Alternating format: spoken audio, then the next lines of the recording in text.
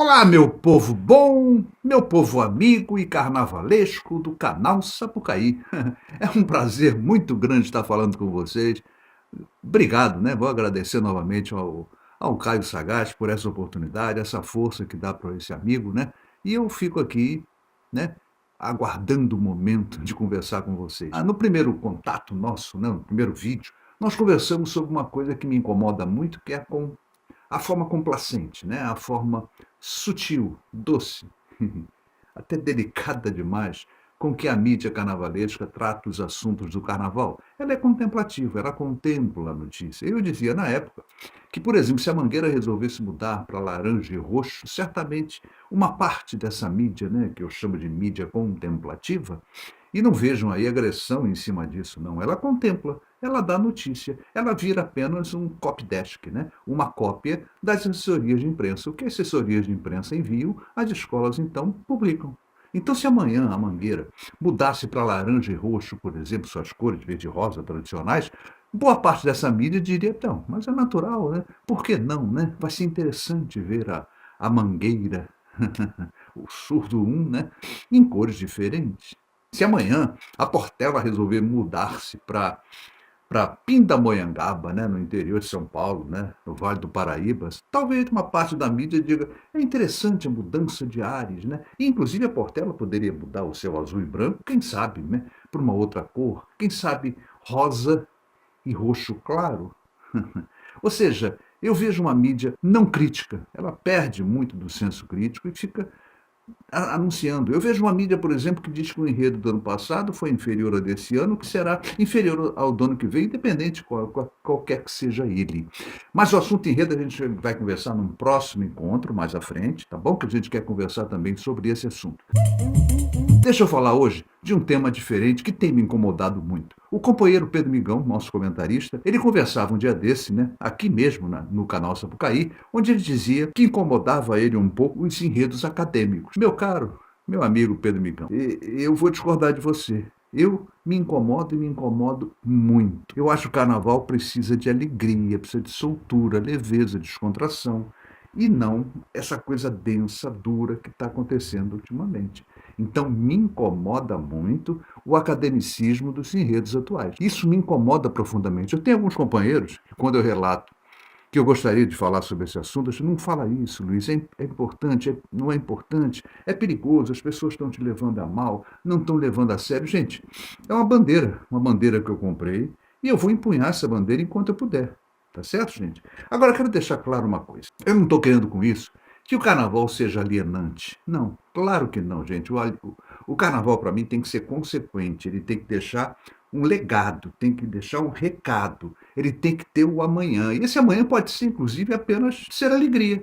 Ele pode ser apenas explode o coração, por exemplo. Ou seja, não precisa ter um recado político, social, econômico, não precisa.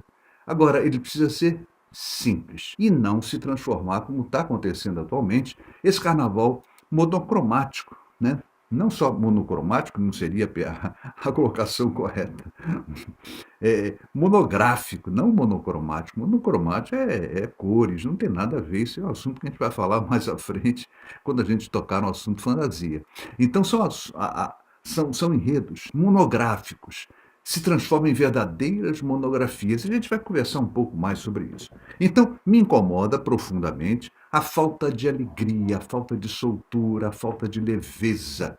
Eu vejo enredos densos, enredos duros, enredos que não seriam enredos de carnaval. Mas a coisa a gente tem que contar um pouquinho para não ficar muito confuso, né? O que é academicismo e o que é que eu defino como academicismo. Quando Rosa Magalhães trazia enredos acadêmicos, e ela muitas vezes fez isso, trouxe muitos enredos acadêmicos, só que o acadêmico da Rosa se transformava na avenida em popular. Ou seja, ela não tentava transformar aquele enredo acadêmico numa tese acadêmica. Ela transformava aquilo numa festa popular, na alegria do carnaval, na leveza, na soltura, apesar de ter o academicismo envolvido naquele processo.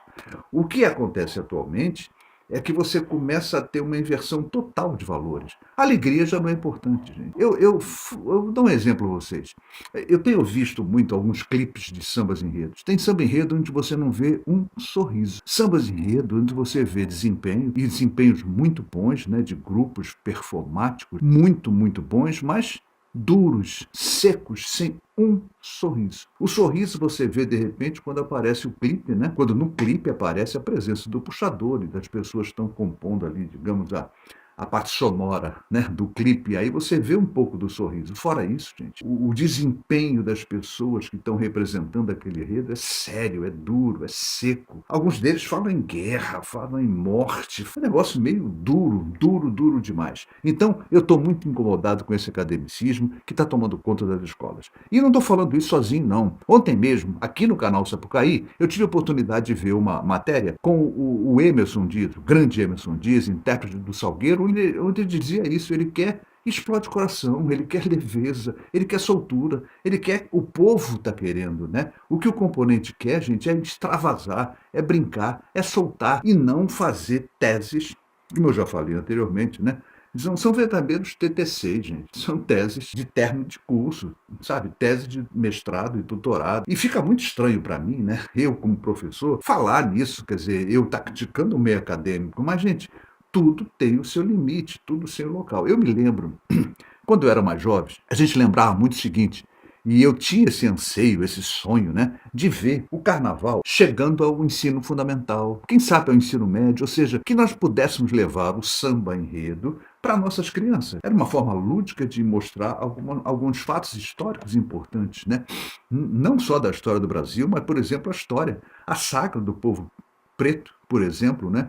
Quer dizer, a negritude nesse país tem uma origem, tem uma razão de ser, e nada melhor que o samba enredo para contar isso. Dou um exemplo a vocês, que um samba para mim que é o melhor de todos os tempos. Chico Rei, é um samba enredo maravilhoso, e aquele serviria muito, né? Agora, eu nunca pensei em levar o samba para o meio acadêmico. Eu pensei em levar para o ensino fundamental, para o ensino médio, quem sabe, né? Mas, infelizmente, a coisa enveredou por um caminho que a gente está começando a ter uma coisa muito complexa, muito dura, e eu tenho até colocado isso seguidamente, né?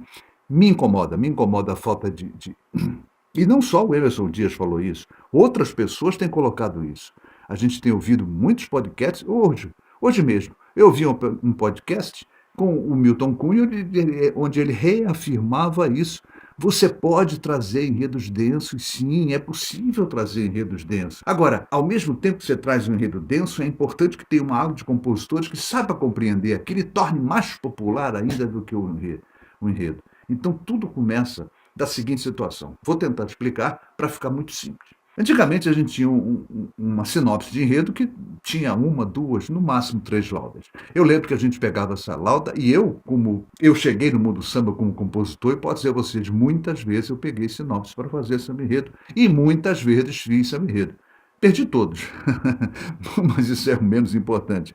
Mas eu cheguei, né, a fazer vários sambas para Santa Cruz, para o Nido do Cabo Sul, para a própria Caprichosos de Pilares, né? Quando não era, no caso, quando não era carnavalesco, e para outras escolas, fiz samba para Imperatriz, para São Clemente. Então a gente tinha essa mania, né? A gente pegava a sinopse, e a gente pegava essa sinopse, embrulhava e tal, deixava no bolso, e estava no ônibus, estava mesmo no carro, parou no sinal e tal, na época que eu tinha carro, e aí a gente ficava sempre lendo a sinopse, né? Ou seja, eu me lembro de sair de apresentação de enredo, entendendo perfeitamente qual era a proposta do carnavalesco.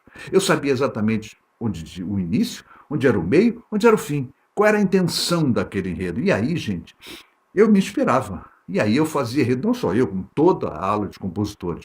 E aí você tinha uma gama de sambas, né, que disputavam para ver quem ganhava o carnaval. Mas você saía da apresentação do carnavalesco entendendo exatamente o que era a proposta do enredo, o que já não está acontecendo hoje. E como é que aconteceu esse processo? Havia sinopse, que era uma coisa simples, para ficar limpa e tranquila para o compositor, para que ele pudesse se inspirar e fazer belos sambas. Agora, para isso é fundamental que ele entenda. Eu, como professor, digo a você, gente, nada pior para um aluno de que ele fazer uma questão onde ele não está entendendo, onde ele decorou. Ele tem a noção mais ou menos do que é, mas ele não entendeu aquela questão. Quando ele entende, ele vai lá e faz o trabalho dele perfeito. Então, inclusive, eu tenho relatos de compositores famosos, que já ganhou o samba enredo esse ano, e deve ganhar mais alguns, que já me disseram pessoalmente o seguinte: está muito difícil transformar as atuais sinopses em samba enredo.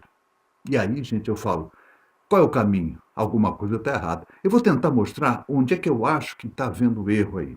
A gente tinha uma sinopse simples, onde eu já contei toda a história, de uma, duas laudas. Você saía da apresentação, da explanação do carnavalesco, tendo noção exatamente do que o carnavalesco queria, do que ele se propunha a fazer, e deixando claro, gente, que a gente que trabalha em carnaval, a gente tem que ter noção seguinte: existe um norte, existe um início de tudo, e esse início de tudo é uma sinopse. Então, na cabeça desse carnavalesco, que foi o profissional contratado para fazer esse desenvolvimento, ele já tem algumas coisas montadas na cabeça dele, e ele vai colocar isso na avenida. Então é importante que ele, não vou dizer que ele adestre, né, mas que ele oriente muito bem os seus compositores. O samba enredo, gente, não é uma obra independente. O samba enredo depende do enredo, perfeito? E esse enredo precisa ser bem desenvolvido para que haja a interação com fantasias e alegorias. Perfeito? Bom, então a gente pegava a sinopse e começava a trabalhar os nossos sambas, os nossos enredos, né? Os nossos sambas, enredos. Muito que bem. Com o passar do tempo, gente, começou a haver um excesso de explicações. E aí nasceu uma coisa que me incomoda muito.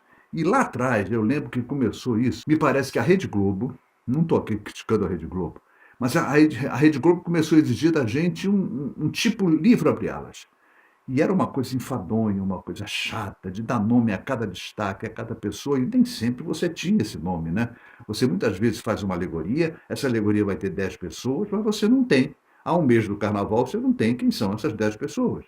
Então, muitas vezes, você ficava enrolado, era difícil fazer isso. Acaba que essa proposta da Rede Globo já estava sendo usado também na própria Eliesa, através do livro Abre Alas. E esse livro Abre Alas começa a se tornar enfadonho, uma coisa chata, mecânica, digamos assim, né? Uma formatação. Ou seja, você começa a transformar o carnaval numa coisa muito técnica, muito explicada. Tudo está sendo explicado, né? Então acontece que você tinha uma segunda sinopse, a partir da primeira, aí você está criando o samba, e essa sinopse então vai servir para o abre-alas, para o livro abre-alas. E aí começam os grandes problemas. Aí, eu acho que é uma ação entre amigos, um grupo de jogadores, e apenas eles, começam a analisar o carnaval das escolas pelo livro abre-alas, menos pelo que está acontecendo na avenida e mais do que acontece no livro. E aí esse jogador começa a virar fiscal, ele começa a fiscalizar se aquilo tudo está feito.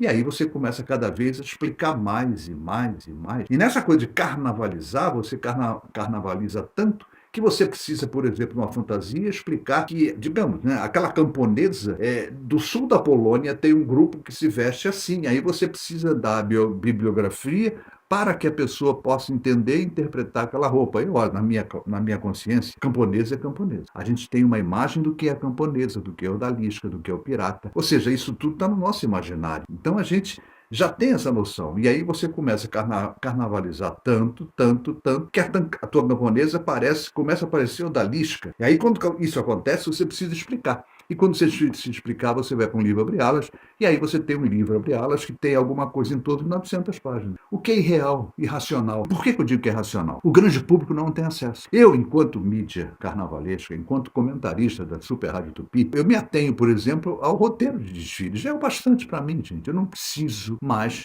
do abre-alas, que tem 900 páginas, gente. Que é isso, hein? A gente vai chegar aonde com isso?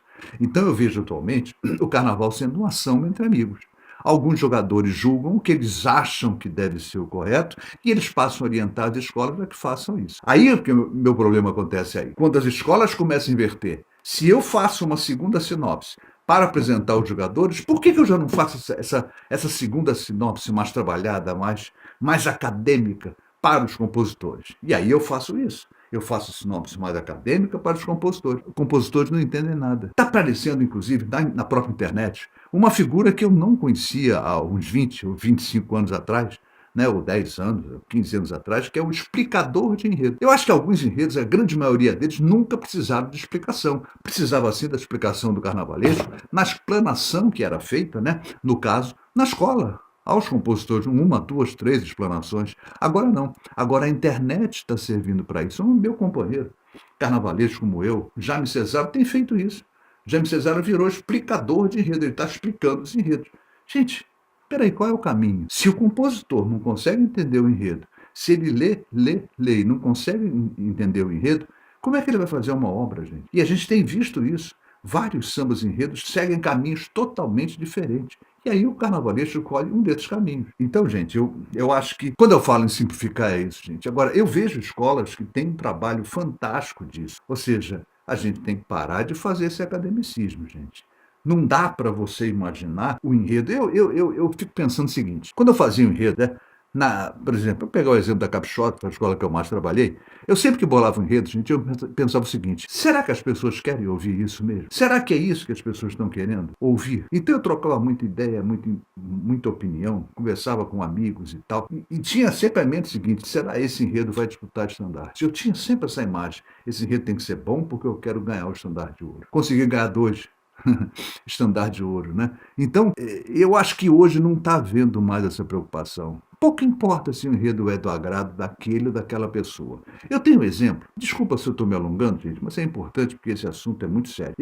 Por exemplo, eu tenho um exemplo que eu tenho usado. Você imagina você estar num vagão, né? Você está num trem do metrô, ou você está no transporte coletivo, seja um ônibus, seja num trem da supervia, e de repente você entra uma pessoa que vai contar os enredos. Eu fico pensando, será que todo mundo vai estar atento com cada um daqueles enredos? Os melhores enredos são aqueles que você para ouvir e para escutar. Eu estou vendo enredos, gente, que sem nenhum legado, sem nenhum interesse, enredos que não acrescentam nada, enredos que muitas vezes, e a grande parte deles acontece isso, eles te dão plasticamente uma boa noção a nível de alegoria, de fantasia, você vai conseguir fazer um trabalho muito bonito, mas não tem aquela coisa, eles não são chamativos, eles não são interessantes, você não fica interessado nele. Eu posso dar um exemplo disso, mas eu gostaria de falar isso mais à frente. Um dos enredos mais simples esse ano que a gente tem no nosso carnaval, para o Carnaval 2024, é o Rei da Mangueira. A homenagem a Alcione é considerado um dos melhores enredos. Um outro enredo simples também é o Enredo da Imperatriz, considerado também um dos melhores enredos do ano, porque são enredos simples, leves, você entende a proposta. Então eu imagino as pessoas entrando para contar os enredos das escolas e eu vejo que boa parte dos enredos vai passar batida, as pessoas não têm mais interesse. Ou seja, as pessoas estão cantando da boca para fora, não está saindo da alma. Então, gente, repetindo e reafirmando o que eu tenho colocado, me preocupa muito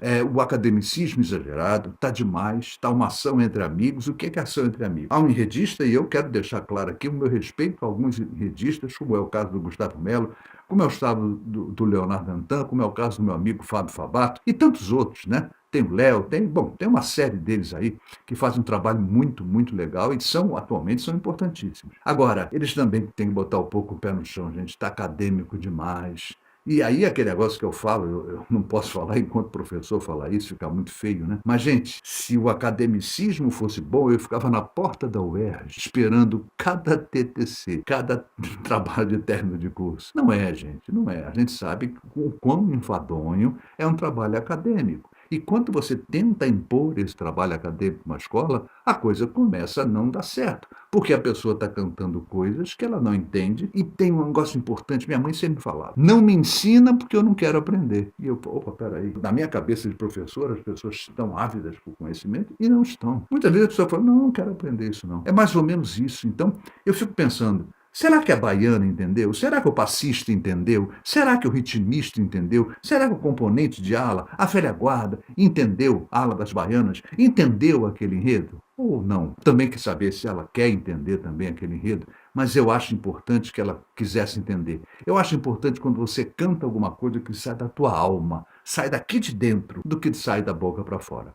Então esse academicismo exagerado está me incomodando muito. E por que me incomoda muito? Eu vou dizer a vocês um exemplo. Quando a gente vê os camarotes, por exemplo, os camarotes lá na Sapucaí, aqueles grandes mega camarotes, as pessoas de costas vendo o desfile, a gente começa a entender por quê, porque não está havendo interesse. E eu vou dar um exemplo aqui que eu quero voltar num próximo vídeo, falando sobre isso, mas deixar claro uma coisa: eu tenho certeza que quando passar a Mangueira esse ano, estou dando o exemplo da Mangueira, as pessoas vão ter muito mais interesses aguardando a chegada da Alcione, porque a gente conhece um pouco de Alcione. Alguns enredos a gente não conhece, nem está interessado em conhecer. É isso que as pessoas têm que entender. É o que eu falei ainda há pouco, quando eu trazia um enredo para a Avenida. Eu tenho que imaginar o seguinte: será que esse é o anseio do meu povo? O meu povo que eu falo é o povo que vai desfilar, né, que vai cantar o meu samba, e o povo que está lá na arquibancada, que está na freezer, está no camarote. Será que esse povo está ansiando por esse enredo? Esse povo está querendo esse enredo? Há uma expectativa grande? Então, gente, pensa bem. A gente está criando uma situação onde você fica uma maçã entre amigos. O enredista faz um enredo, não culpando os enredistas, por favor. Por favor, gente, não me tente jogar contra os meus amigos enredistas. Mas ele cria um enredo que vai servir para 4, 5 ou meia dúzia de jurados e o grande público não tem acesso ao livro Braz. Não é mais usado. A gente usa muito o roteiro de desfile. Agora, a arquibancada, o camarote, poucas pessoas são preocupadas. A gente está lá para se divertir, gente, para ver alegria, para ver soltura. Bom, é isso aí, gente. Já estou me alongando um pouco demais, mas eu peço isso, que o carnaval reflita, pense bem. A gente tem alguns enredos que é tão feio falar isso, porque, gente, é tão fácil, né? Eu que já fui. Hoje eu sou pedra, mas eu já fui vidraça, gente. Eu sei o quão é difícil você fazer uma crítica, né?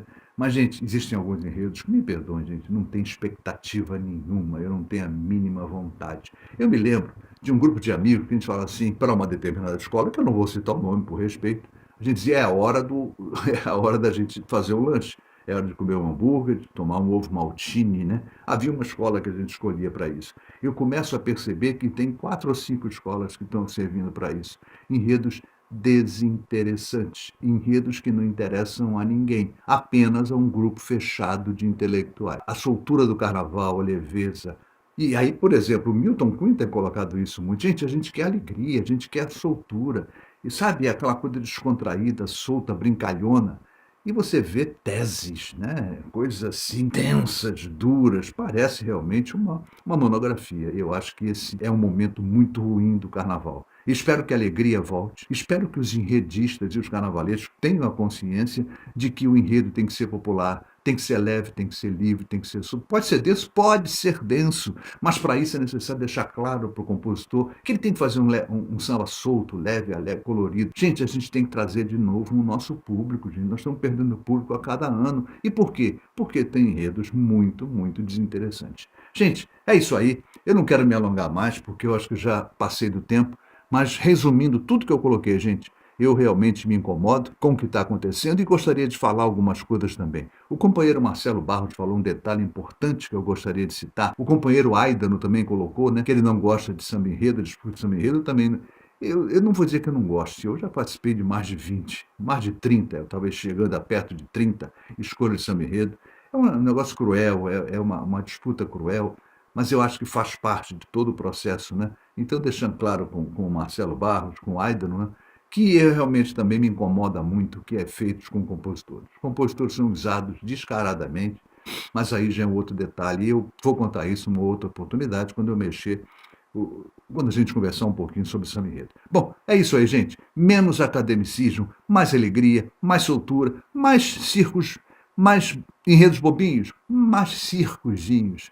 Sabe? Enredos leves, soltos, descontraídos, brincalhões, mais União da Ilha, mais Capixaba de Pilares, mais São Clemente e menos essa coisa densa, dura, repetindo o que a mãe colocava. Nem sempre as pessoas estão querendo aprender. O pior professor é aquele que insiste em ensinar. E tem um detalhe interessante, né? Que é uma colocação que vale a pena fazer. Quer dizer, eu falo assim, eu ensinei, mas eles não aprenderam. Não é verdade, você apregoou. Você tentou ensinar. Você só ensina quando alguém aprende. Pensa bem, gente, o verbo ensinar está intimamente ligado ao verbo aprender. Eu só ensinei se você aprendeu. É mais ou menos, gente, menos academicismo, mais liberdade, mais soltura, mais enredos gostosos, brincalhões, que tenham recado, sim, mas que não deixem de trazer alegria para o nosso povo. Quem nos falou foi Luiz Fernando Reis, ex-carnavalesco, ex-tudo, ex uma porção de coisas no samba, ex-compositor, ex-diretor de carnaval, ex-carnavalesco, e agora enchendo o saco de vocês. Gente, obrigado novamente ao canal Sapucaí por esse espaço. É isso aí, gente, estamos juntos. Em breve a gente vai tentar apressar um pouco mais a vinda, porque eu quero analisar os enredos, e aí talvez eu perca mais alguns amigos, mas é aquele negócio. Eu, quando eu decidi, quando eu fui convidado a ser comentarista através da Rádio Tupi, eu me comprometi a fazer um trabalho sério e procuro fazer um trabalho sério. Eu não tenho escola de coração, vocês sabem, eu tenho um carinho muito grande pela Caprichosa, mas eu não tenho escola de coração. Eu me emociono pela Grande Rio, pela Beija-Flor, pelo Salgueiro, pela Portela. E a crítica que eu faço a cada uma delas pode ser anualmente mudada. Eu torço. A escola que me emociona é a minha escola de coração. Então, cada ano eu tenho uma escola de coração. Ano passado eu fiquei em dúvida, gente. Poderia ter dado Viradouro, poderia ter dado Vila Isabel, poderia ter dado a Imperatriz. Deu a Imperatriz. Maravilha, foram as três melhores escolas. Gente, se deixar eu não paro de falar mais. Gente, obrigado a cada um de vocês. Não deixa de dar um like, né, na gente, dá uma força no canal Sapucaí. A gente está precisando desse apoio e a gente quer falar com muita seriedade sobre o Carnaval Carioca. Faça seu comentário, eu não estou aqui querendo ser, e quero deixar claro isso, eu não sou o dono da verdade, eu apenas agradeço ao Caio esse espaço que ele está me cedendo para que eu traga subsídios para a gente debater e conversar. Eu não sou o dono da verdade. Eu não estou aqui determinando o que é certo e o que é errado. Uma coisa que me incomoda muito é quando eu sou chamado de formador de opinião. Eu não formo opinião de ninguém. Eu trago subsídios que você tem o direito de dizer assim, discordo totalmente do que você está falando. Gente, é isso aí. Obrigado a cada um de vocês. Em breve a gente volta.